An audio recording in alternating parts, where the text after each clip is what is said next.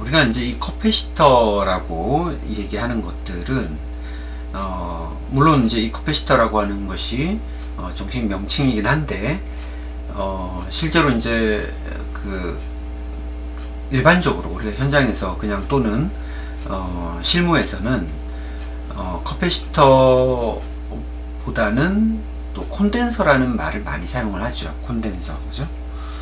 그래서 커패시터나 콘덴서나 다 같은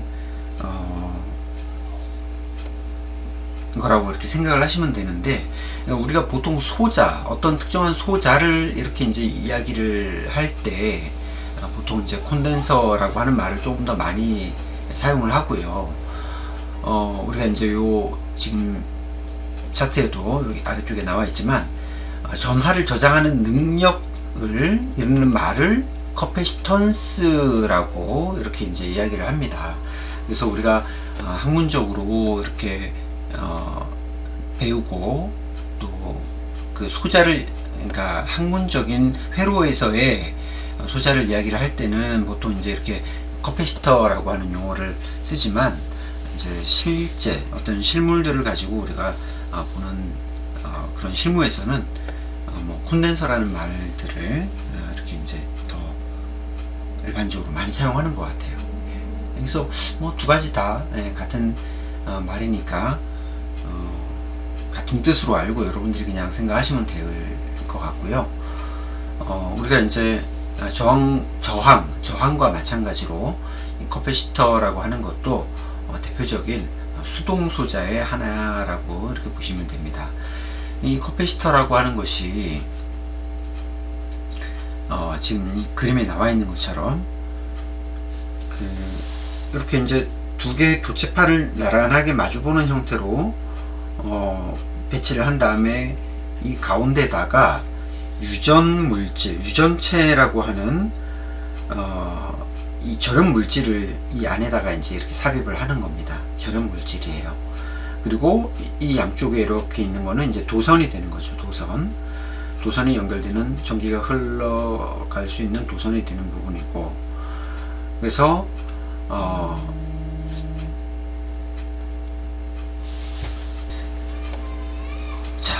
그래서 이제 이런 구조로 생긴 소자를 우리가 이제 이렇게 커패시터라고 이야기를 하고, 우리가 회로에서의 심벌은 이제 이런 모양으로 나타냅니다. 그러니까 실제 구조하고 굉장히 비슷한 모양으로 만들었죠, 심벌을. 그래서 두 개의 도체판이 서로 마주보고 있는 그런 형태로 이렇게 이제 나타내는 겁니다. 그 다음에 기호로는 이렇게 C라고 이렇게 이제 나타낸다는 거죠.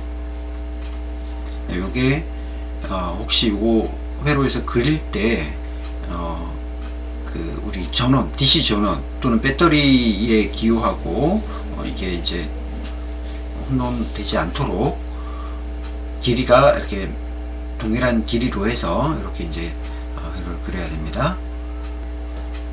자, 그렇다면 이제 이 캐패시터가 전하를 어떻게 저장하는가, 그러니까 이제 우리가 전하를 저장한다라고 하는 것은 결국 배터리, 우리가 알고 있는 배터리하고 동일한 그런 기능을 수행을 하는 겁니다. 비슷하게 동작을 하는 거죠. 그래서 이제 일시적으로 축전지로 동작하는 그런 소자입니다. 그래서 요 하나의 과정들을 우리가 한번 살펴보면, 제일 처음에 충전이 되어 있지 않은 상태에는 가운데 이렇게 이제 요 부분에 유전체, 이제 다이일렉트릭이라고 하는 유전체가 이렇게 이제 들어가 있고, 두 개의 도체판은 각각 이렇게 이제 중성으로 이렇게 대전이 되어 있는 상태죠.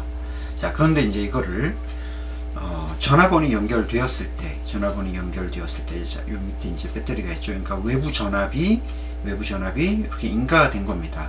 이렇게 하나의 저항을 통해서 외부 전압이 인가가 되었을 때는 이 커패시터가 이렇게 충전이 되기 시작하면서 전자의 흐름으로 봤을 때는 A에서부터 B로 흘러가죠. 우리가 이제 전류의 방향은 보통 플러스에서 마이너스로 가기 때문에 플러스에서 마이너스로 보지만, 지금은 우리가 단지 전류의 흐름만을 보는 것이 아니라 전자가 어떻게 이동하는지를 지금 한번 보는 겁니다.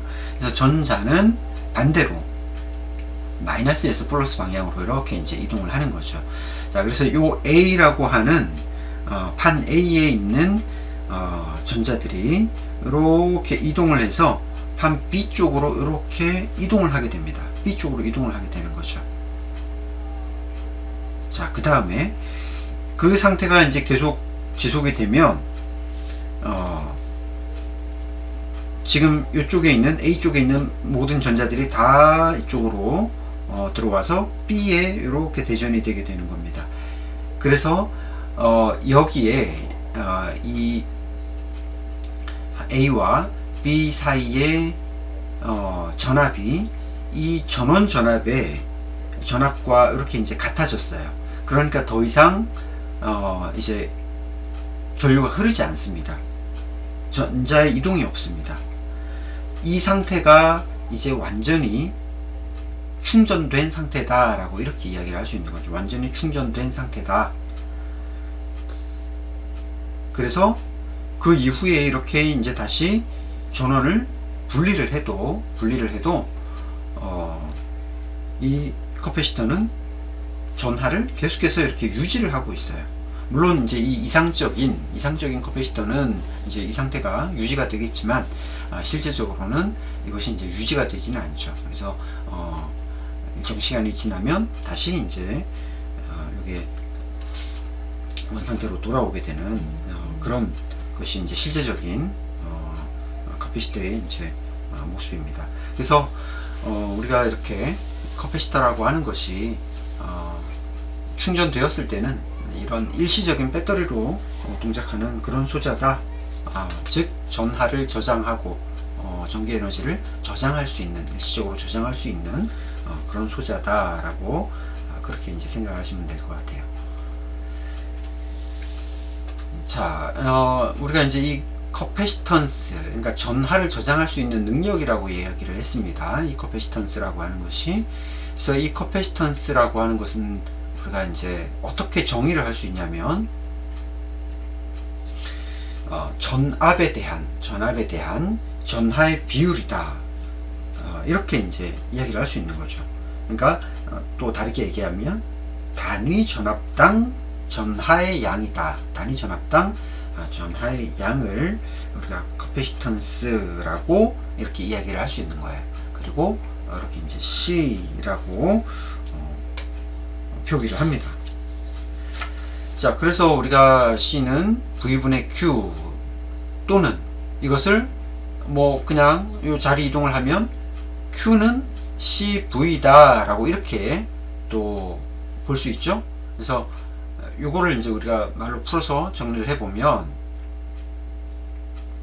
커패시터에서의 전하의 양, 우리가 커패시터에서의 전하의 양은 커패시터의 용량과 그 다음에 전압에 의해서 결정이 된다라고 이렇게 이제 정의를 할 수 있습니다. 그래서 여러분들이 캐패시터와 관련된 가장 기본이 되는 이게 이제 하나의 관계식입니다. Q 이코르 CV라고 하는 거를 기억해 놓으셔야 되겠죠. 우리가 이제 분수식으로 기억하는 것보다는 이렇게 이제 풀어진 식으로 기억하는 게 아마 좀 기억하는 게 더 용이할 겁니다. 그러니까 우리가 오메 법칙도 V는 IR 이렇게 이제 분수식이 아니라 이렇게 이제 그 분수가 아닌 일반적인 그냥 곱셈 형식으로 V는 IR 이렇게 이제 기억을 하는 것이 편한 것처럼 커패시터와 관련된 이 공식도 Q는 CV, Q 이꼴 CV 이렇게 기억을 하시면 아마 기억하기가 더 용이할 것 같습니다. 자, 요거는 뭐 그냥 하나의 간단한 예제죠. 요 공식을 이용해서 요 공식을 우리가 알고 있다면 22 마이크로페럿 이제 요 단위에 대해서 조금 이따 얘기하겠지만 단위입니다. 22 마이크로페럿 캐패시터가 10V에 연결되었다. 그럴 때 전하는 그냥 요 두 가지 곱해보면 알 수 있는 거죠. 그죠?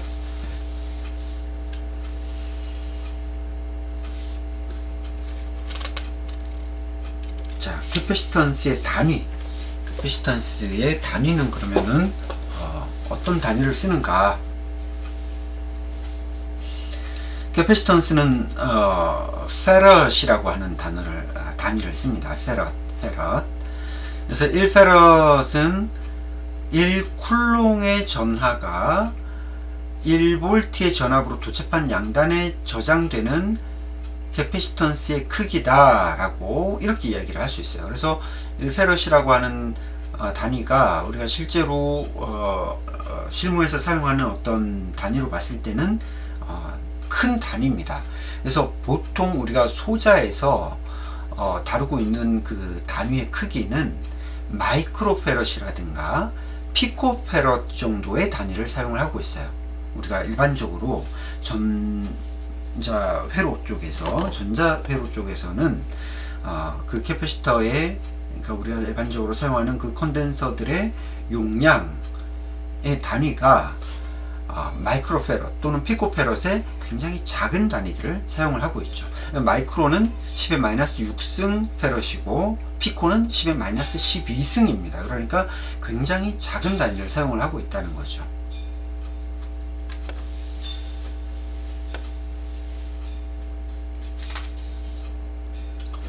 자, 그래서 실제로 이제 이 캐패시터가 에너지를 저장하는 방법은 우리가 뭐 앞에서도 봤겠지만 우리가 이제 실제로 여기에 전원을 가했을 때 전자의 이동으로 인해서 한쪽은 플러스로 대전되고 한쪽은 마이너스로 대전되는 것을 우리가 이제 앞에서 봤습니다. 그렇게 됐을 때 이렇게 두 개의 도체판의 전장, 우리 이제 교재에서는 전개라고 하는 것으로 이렇게 또 표현이 되어 있는데 이제 같은 말입니다. 전장 또는 전개, 그러니까 일렉트릭 필드를 이제 우리가 우리말로 해석할 때 전장이라든가 또는 전개라고 하는 용어를 사용을 하는데, 그 전기가 작용하는 그런 공간, 그것은 이제 우리가 전장이라고 얘기하는 거죠. 또는 전개라고 이야기를 하는 거죠. 그래서 이렇게 전장의 형태로 에너지를 저장을 한다. 그리고 여기에는 이렇게 전력선이 나타난다 라고 하는 거예요. 그래서 이 전장은 이렇게 유전체 내에 집중되어 있고 양전하와 음전하 사이에 전력선으로 나타난다. 그래서 이와 같은 방식으로 여기에 에너지가 저장된다 라고 하는 것을 설명을 하고 있는 겁니다.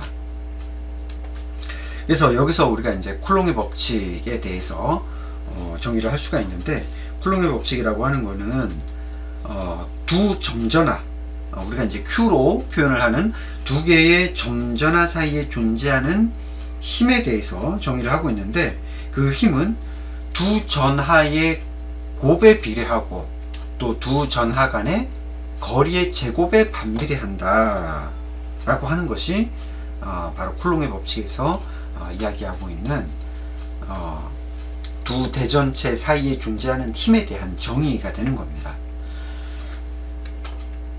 자, 그렇다면 이제 우리가 이걸 어떻게 다시 한번 풀어서 설명을 할 수 있냐면, 캐패시터 도체판의 전하들 사이의 힘이 크면 클수록 더 많은 에너지가 저장된다 라고 하는 거예요.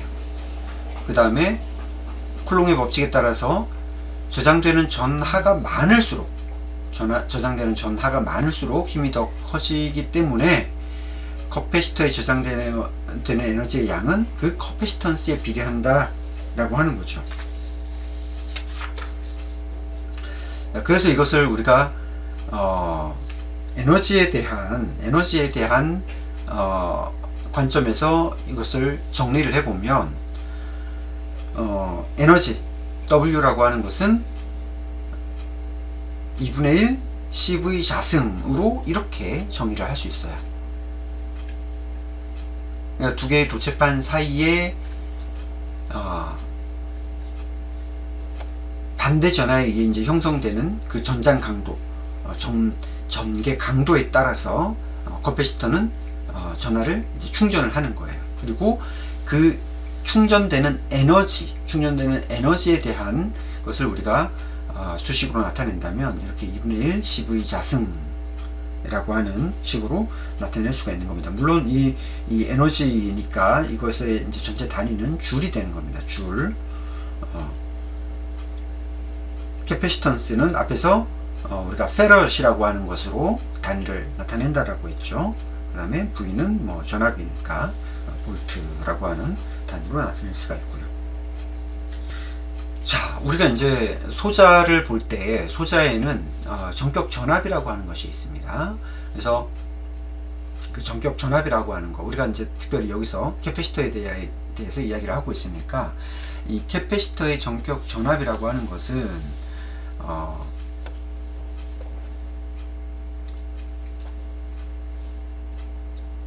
그러니까 이 도체판 사이에 견딜 수 있는 그 전압을 의미를 하는 거죠.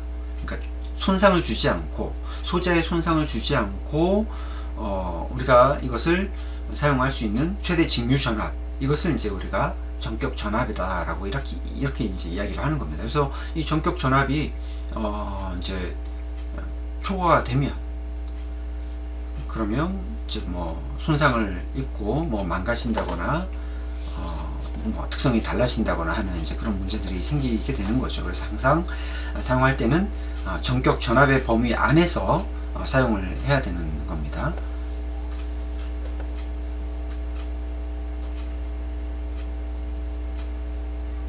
자, 그래서 그 캐패시터가 파괴되는 파괴 전압은 어디에 따라서 좌우되냐면 그 유전체의 유전 강도라고 하는 것에 따라서 이제 결정이 되는데, 그 유전체의 유전 강도라고 하는 것은 결국 물질마다 그 안에 어떤 유전체를 넣느냐에 따라서 달라지는 겁니다.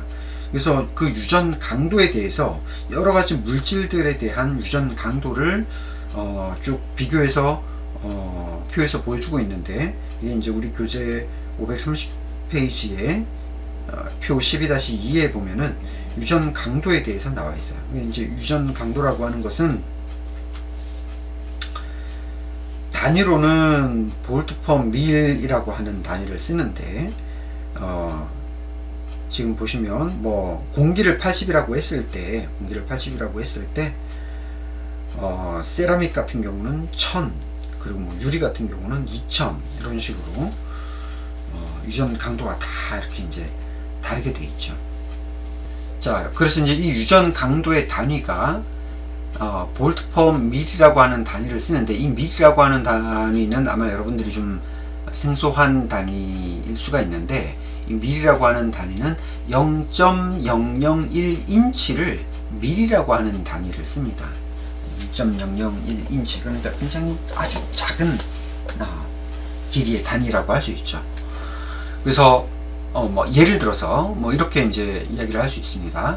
판 간의 거리가 1mm고 유전체로 세라믹이 그 안에 사용이 되었다면 이 캐패시터의 최대 파괴 전압은 어떻게 이해할 수 있는가?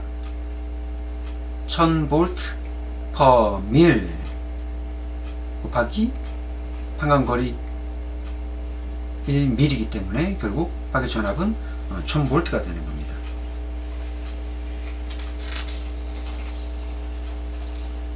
그래서 만약에 뭐 판간거리가 2mm라면 캐패시터의 파괴 전압은 이제 2000V가 되는 거죠.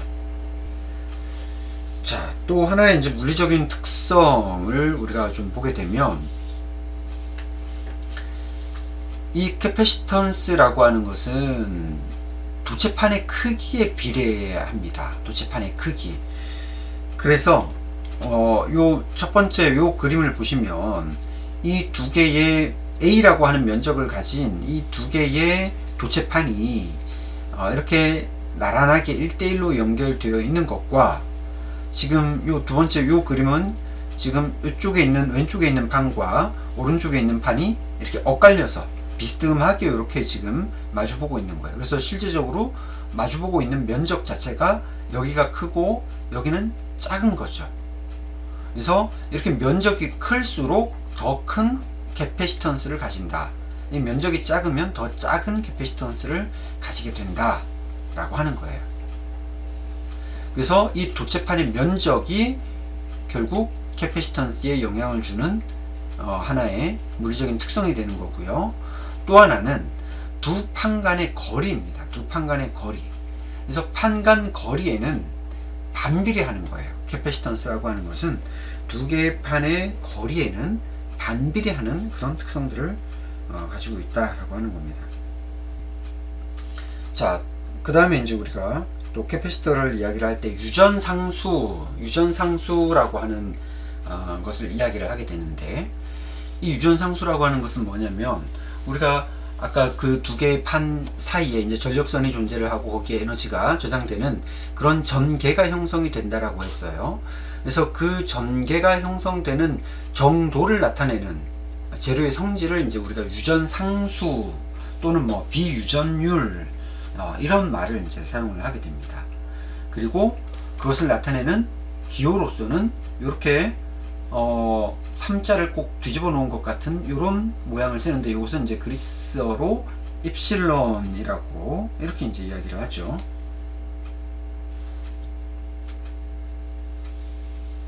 그래서 여기 밑에 지금 첨자로 R자를 붙여 놓은 것은 이것이 이제 렐러티브한 값이다. 그러니까 그 B다 이거예요. B. 렐러티브한 값이다 라고 하는 것을 나타내기 위해서 이렇게 첨자로 R자를 사용을 하는 겁니다. 그래서 우리가 진공 중에서의 유전율을 이 제로라고 했을 때 어떤 다른 물질의 절대 유전율을 그것을 B로 나타내는 것. 자, 진공 중의 유전율 엡실론 제로 분의 어떤 물질의 절대 유전율을 이렇게 B로 나타내는 것이 바로 비유전율이라고 하는 거예요. 비유전율. 그리고 기호로는 입실론에다가 이렇게 R자라고 하는 그 첨자를, 아래 첨자를 이렇게 이제 붙여서 나타내는 겁니다. 자, 여러분들 우리 교재 533페이지를 보시면 뭐 공기나 진공이나 이제 큰 차이가 없기 때문에 그냥 같이 나타내는데, 이렇게 공기, 진공의 유전상수 또는 비유전율을 우리 1이라고 했을 때 이제 다른 재료들에 대한 그 유전 상수들을 한번 쭉 보시면, 세라믹 소재는 엄청 높은 값을 가지고 있죠. 그죠? 예. 그러니까 공기, 진공 상태에서의 이 유전 상수가 1인데 세라믹은 1200이라고 하는 값을 가지고 있어요. 그러니까 이거는 뭐 우리가 이 유전 상수는 이제 B로 나타내는 거기 때문에 여기에는 어떤 특별한 단위가 있는 건 아니에요. 그러니까 요 ER, 그러니까 절대값이 아닌 그러니까 입실론 R은 B죠, B. 그래서 그냥 특별한 단위가 있는 게 아니라 공기를 1이라고 했을 때 세라믹은 1200배 높은 값을 가지고 있다. 상대적으로 1200배 높다라고 이렇게 이제 표현을 할 수 있는 거죠. 우리가 이제 공기 중 또는 진공 중에서의 유전율 요 엡실론 제로의 값은 8.85 곱하기 12 마이너스 12승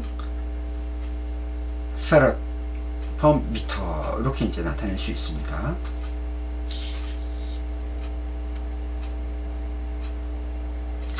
자, 그래서 우리가 여기서 이제 한 가지 좀 그런 물리적인 특성을 정리한 것을 가지고 그 캐패시턴스를 나타낼 수 있는 수학적인 관계식은 이렇게 이제 나타낼 수 있어요. 진공 중에서의 유전율 엡실론 제로의 값이 이제 8.85 곱하기 10의 마이너스 12승 테라퍼미터라고 했고, 그 다음에 그 아까 캐패시턴스는 거리에 반비례하고, 거리에는 반비례하고, 두 대전체 이 도체판의 거리에는 반비례하고, 그 다음에 면적에 비례한다 라고 이렇게 이야기를 했었죠. 면적에는 비례한다. 그래서 우리가 캐패시터의 캐패시턴스를 결정하는 그 물리적인 특성에 의해서 이런 공식으로 나타낼 수 있다라고 하는 겁니다. 캐패시터 종류는 자, 여기 여러분들 뭐 교재에도 나와 있긴 하지만 마이커라고 하는 것은 이제 운모를 나타내는데, 이렇게 금속막에 이렇게 이제 얇은 운모, 또 금속막과 운모, 이것을 이렇게 계속 이렇게 이제 겹겹이 쌓은 이런 형태로 여러 층을 이렇게 이제 쌓은 다음에 외부에 이렇게 실링을 한 이런 형태로 사용되는 마이카 콘덴서라고 이야기하는 그런 운모 콘덴서입니다. 그래서 이제 요게 운모인데, 뭐 운모 콘덴서 이렇게 이제 말을 하지 않고 보통 뭐 마이커 콘덴서 이렇게 이야기를 하죠. 이 마이카 콘덴서의 그 특징 중에 하나는 작은데도 높은 그 작동 전압을 가지는 그런 특징들을 가지고 있다는 거죠. 자, 그 다음에 이제 또 많이 사용하는 것 중에 하나가 바로 이런 세라믹 캐패시터, 세라믹 콘덴서라고 하는 거죠. 자, 세라믹 콘덴서는 이 안에 이제 우리 실제로 모양 자체는 이렇게 둥그스름한 요런 둥글면서 납작한 요런 이제 모양을 가지고 있는 이런 형태의 콘덴서고요. 세라믹 유전체, 이 세라믹 유전체가 안쪽에 이렇게 배치가 되어 있는 그런 형태입니다. 그래서 얘네들은 특징은 작으면서 이렇게 이제 극성이 없는 그런 형태의 캐패시터로 사용을 하고 있어요. 그 다음에 얘가 사용하고 있는 이 세라믹 재질, 이 세라믹 재질이 아까 우리가 그 유전 상수값이 1200이라고 하는 굉장히 큰 값을 가지고 있죠. 그런 큰 이 유전 상수값을 가지고 있기 때문에 아주 상대적으로 크기에 비해서 높은 그런 캐패시턴스 값을 가질 수 있다 라고 하는 이제 그런 특징이 있고, 많이 사용하는 이제 그런 소자 중에 하나고요. 이런 전해 캐패시터 같은 것들이 회로에서는 이제 일반적으로 굉장히 많이 사용이 되죠. 이런 전해 캐패시터 같은 경우는 특징이 이렇게 이제 극성을 가지고 있는 특징이 있습니다. 극성. 그래서 극성을 가지고 있기 때문에, 그래서 반드시 이제 요 극성에 맞추어서 사용을 해야 되고, 그 다음에 소자의 한쪽 면에도 이렇게 극성을 표시할 수 있는 이렇게 이제 기호가 있습니다. 뭐 플러스든 마이너스든 이런 식으로 어떤 요 리드, 그러니까 어떤 쪽이 지금 플러스 단이다, 어떤 쪽이 마이너스 단이다, 이런 것들을 이렇게 표시해주는 것들이 이제 외부에 이렇게 나와 있어요. 그래서 반드시 얘네들은 극성에 맞추어서 이제 회로에서 사용을 해야 되고, 그러다 보니까 우리가 캐패시터를 회로에 나타낼 때도 사용하는 심벌이 일반적인 캐패시터와는 다르게 이렇게 이제 극성을 표시하도록 해주는 거죠. 그래서 이런 플러스와 마이너스의 그 구분을 줄 수 있도록 이렇게 이제 동그랗게 약간 휘어져 있는 이쪽 부분을 마이너스로 이렇게 보는 겁니다. 그래서 이렇게 우리가 극성에 이제 주의해서 사용해야 된다 라고 하는 부분들을 여러분들이 좀 기억을 하시면 될 것 같아요. 그 다음에 이제 캐패시터 중에서도 그 캐패시턴스의 값을 조절할 수 있는 그런 커패시터도 있어요. 우리가 이제 저항도 그 저항의 값을 이렇게 이제 가변할 수 있는 그 가변 저항기가 있었던 것처럼 이 커패시터도 컨덴서도 가변 컨덴서라고 하는 것이 있는 거죠. 가변 컨덴서. 그래서 이제 우리 뭐 트리머라고도 이렇게 이제 이야기를 하는데 이렇게 조그만한 그 이제 그 노브를 작은 드라이버로 이렇게 돌려서 판 간의 거리를 조정함으로써 이렇게 이제 커패시턴스의 값을 조정할 수 있는, 그러니까 변화를 줄 수 있는 그런 형태의 가변 커패시터입니다.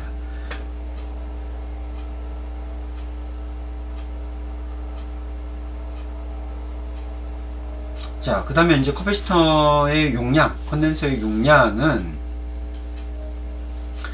자, 뭐 0.001, 뭐 0.01, 뭐 이렇게 이제 작은 용량 값은 뭐 직접 표기되어 있고, 보통은 다 이렇게 마이크로파러 단위를 이제 사용을 하는 거예요. 그 다음에 전액 커패시터는 보통 다 이렇게 마이크로파러 단위로 사용이 되고 있고, 또는 외부에 이렇게 MF라고도 이렇게 이제 표기가 되어 있는 이런 경우도 있습니다. 그 다음에 이제 어떤 커패시터들은 별도의 그런 단위가 없이 뭐 표면에 뭐 103, 104 이런 식으로 이제 숫자로 나타나 있는 경우가 있는데, 이거는 우리가 이제 이전에 저항을 읽을 때처럼 앞에 두 자리에다가 마지막에 있는 숫자는 10의 승수로 이렇게 보시면 돼요. 그래서 103 같은 경우는 10 곱하기 10의 3승, 104는 10 곱하기 10의 4승으로 보시면 되고, 이런 경우는 피코페럿으로 이렇게 단위를 보시면 됩니다.